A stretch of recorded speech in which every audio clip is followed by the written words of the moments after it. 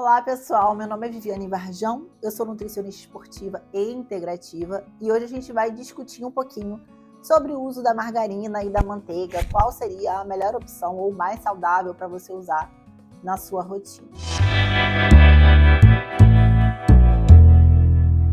Primeiramente, como que surgiu a margarina? Alguns anos atrás, a gordura saturada, utilizada em grande quantidade, incluindo a manteiga, era mais associada à aterogênese, a doenças cardíacas. Então, eles começaram a fazer um processo de hidrogenação de óleos vegetais, e foi como surgiu a margarina, que nada mais é do que um óleo vegetal que foi hidrogenado, obtendo as características, por exemplo, e textura, sendo sólido, parecido com a manteiga. E assim ele foi substituindo a manteiga ao longo dos anos. Essa gordura hidrogenada é também gordura trans. E hoje nós já sabemos que a gordura trans é extremamente deletéria para o corpo humano. Ela é a causadora de muitos distúrbios no nosso organismo. E depois que descobriram o quanto que a gordura trans, presente não só na margarina, como em muitos produtos ultraprocessados, é extremamente danosa ao nosso organismo, eles começaram a estudar uma forma de mudar a estrutura dessa gordura vegetal sem transformá-la em gordura trans ou sem que ela tenha esses efeitos no nosso organismo. E foi aí que surgiu, recentemente, a gordura interesterificada, que é a atual formulação das margarinas, que é um rearranjo dos ácidos graxos nas suas ligações de éster. Nada mais é, ela teria a mesma característica física, textura da gordura hidrogenada, mas teoricamente não teria os mesmos efeitos no organismo. Sendo que ainda é uma coisa muito nova. Então existem muitos estudos relatando efeitos negativos no organismo a nível cardíaco, celular, mas também existem estudos dizendo que não tem nenhum efeito deletério no organismo. Outro ponto é que a maioria dos estudos que já existem são feitos em animais. Existe um pequeno percentual de estudos feitos em humanos, sim, porém muito menor comparado aos animais, até pelas limitações que esse tipo de estudo tem. Mas, falando um pouquinho sobre os que encontraram algum efeito negativo, eles encontraram uma disfunção mitocondrial hepática, desequilíbrios na homeostase da glicose, indução à resistência à insulina, predisposição a distúrbios metabólicos, aumento de citocinas inflamatórias e esteatohepatite não alcoólica. Em um estudo recente feito por Miyamoto em 2018, eles encontraram que uma gordura de óleo de soja esterificada, comparada com o uso de gordura de soja não esterificado, nas mesmas quantidades, a composição é a mesma, só que a diferença é que um estava na composição modificada, assim como é modificada pela indústria. E aqueles indivíduos que consumiram a gordura de soja modificada tiveram maior aumento de massa de gordura corporal. Um estudo feito em 2020, mais recente ainda, animais que foram alimentados agora com outro tipo de óleo, a gordura de palma, também tiveram maior aumento de massa corporal e de adiposidade comparado ao mesmo óleo, sendo mais natural, sem modificação. E como se não bastasse, em 2019 foi feito outro estudo com camundongos que tinham colesterol alterado, e esses camundongos tiveram aumento de gordura visceral utilizando a gordura de palma interesterificada, comparado a camundongos que também tinham colesterol alto, só que eles usaram a gordura de palma não esterificada. Mas aí você poderia até questionar, e com razão, Viviane, mas um monte de estudo feito com camundongos. Cadê os estudos feitos com humanos? Em 2018 fizeram com humanos com sobrepeso que utilizaram a gordura de palma também interesterificada e a gordura de palma não esterificada. O que aconteceu é que aqueles indivíduos que utilizaram a gordura interesterificada aumentaram mais a adiposidade, a gordura subcutânea, a gordura visceral Aqueles indivíduos que não utilizaram gordura interesterificada, no final de 8 semanas, eles tiveram menor depósito de gordura corporal geral. Então, assim, alguma coisa acontece, né? Mas e sobre a manteiga? Qual que é a grande discussão sobre a manteiga? É o fato da manteiga ser de origem animal e, por isso, ela ter uma boa quantidade de gordura saturada.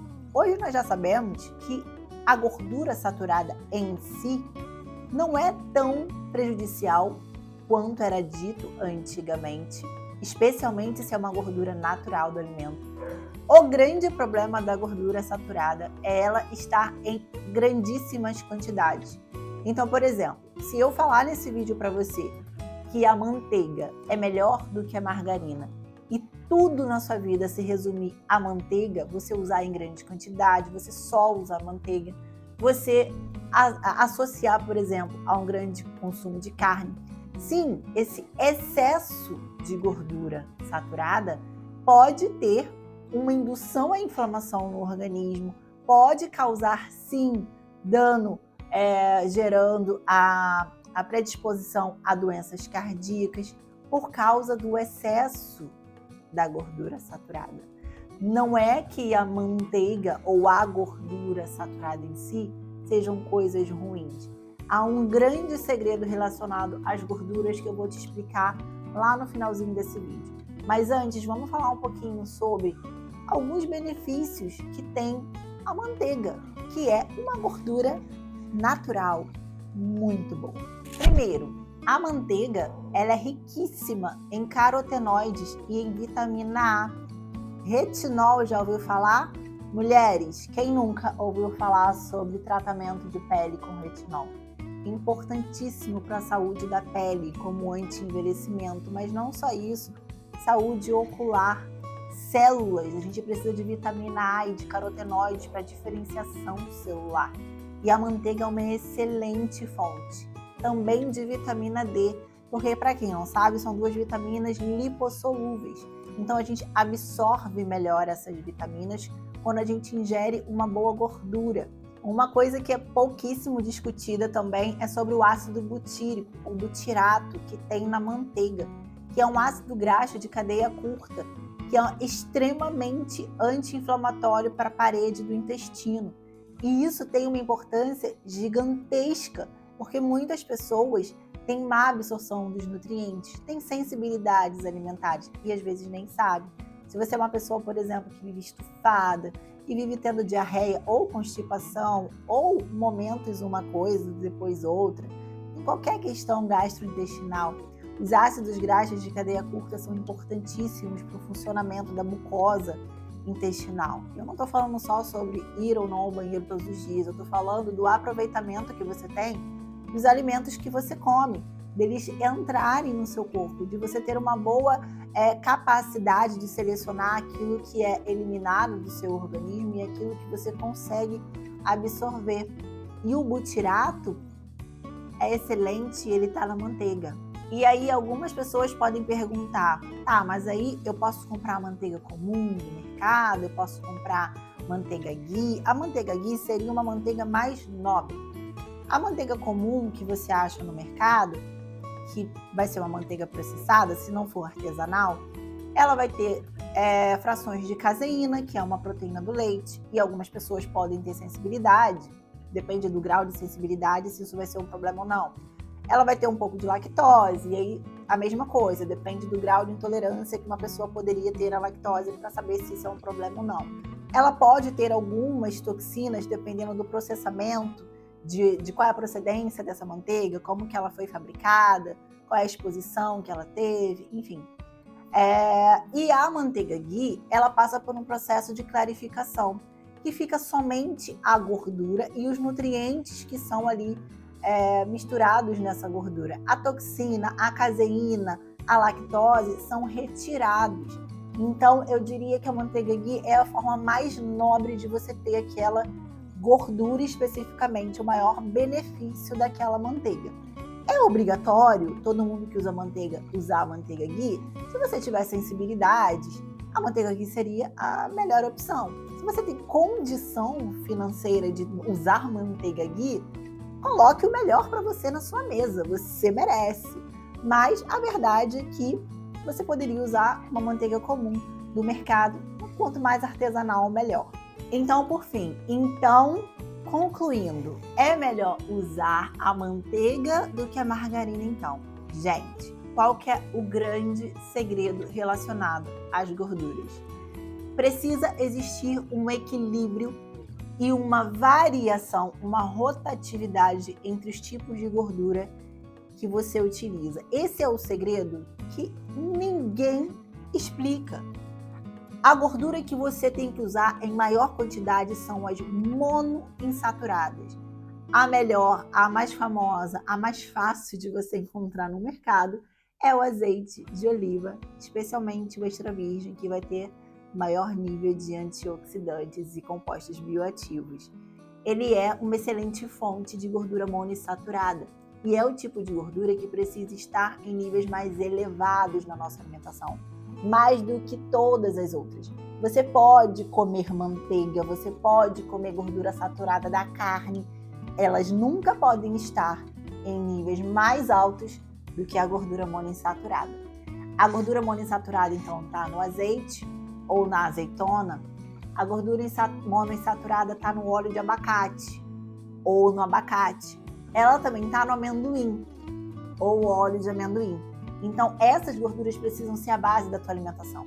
O que eu costumo falar? Melhor gordura para você preparar a comida, uma coisa que você vai usar todos os dias, que você vai preparar alimento várias vezes, ou seja, a gordura que você vai usar em maior quantidade, cozinhe com azeite, faça um refogadinho com azeite. Se você usar fogo baixo e por tempo curto, você não vai destruir o azeite.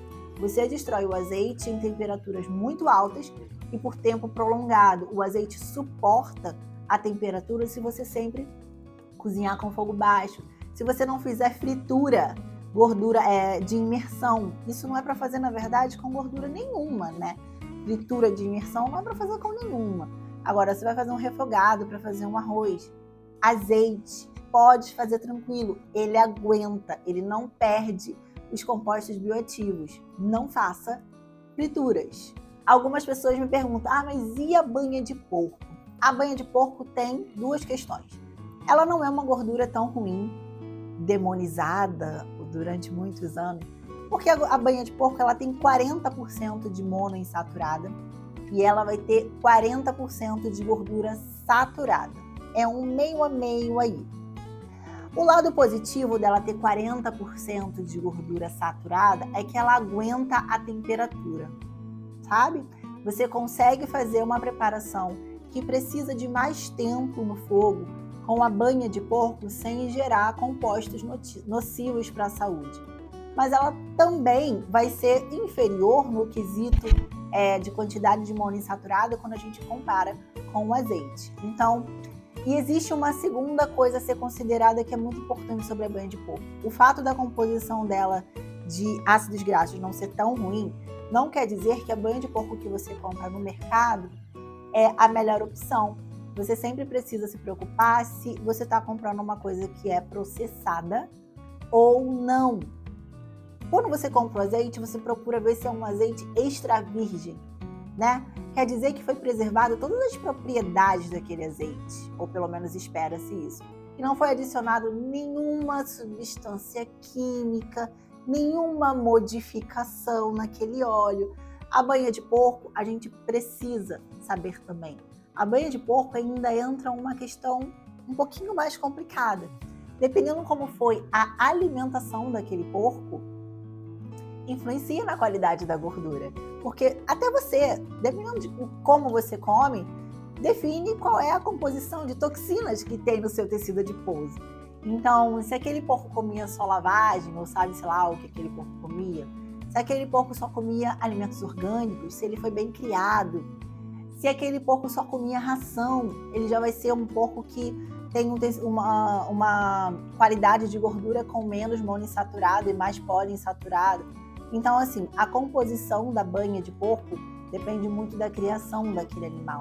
E aí eu te pergunto, você tem como saber disso? Algumas pessoas moram em locais que cria porcos e que faz tudo de forma artesanal talvez seja uma opção para essa pessoa. A maioria das pessoas compram em supermercado, então eu particularmente não indico que utilize banha de porco. A segunda gordura que precisa estar na tua alimentação, então a primeira, monoinsaturada. O segundo lugar é das poliinsaturadas. Entre as poliinsaturadas mais importantes, o famoso ômega 3.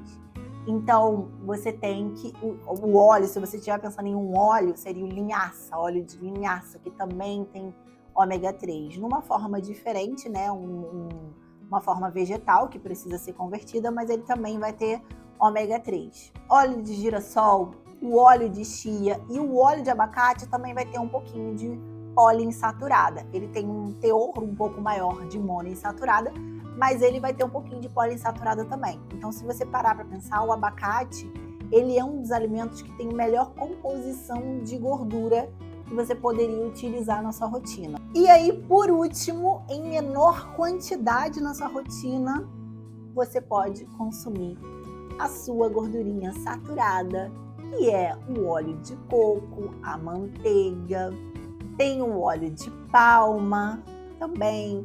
Só que tem uma diferença do óleo de coco nessa história toda, tá? Não adianta a gente só classificar as gorduras como saturada, insaturada, não. O óleo de coco é um tipo diferente de gordura saturada, onde predominam ácidos graxos de cadeia curta. Então, a característica da gordura saturada do óleo de coco é completamente diferente da característica da gordura saturada da picanha. São diferentes. A quantidade de carbonos que tem naquela gordura faz toda a diferença em como ela age dentro do seu corpo. Mas se você quiser que eu faça um vídeo específico sobre o óleo de coco, porque esse vai ser longo, você deixa aqui nos comentários que eu explico tudo direitinho para você. E por favor, né, deixa aquele like, deixa um comentário dizendo o que você achou desse vídeo e me conta a sua dúvida, porque eu volto já já para responder.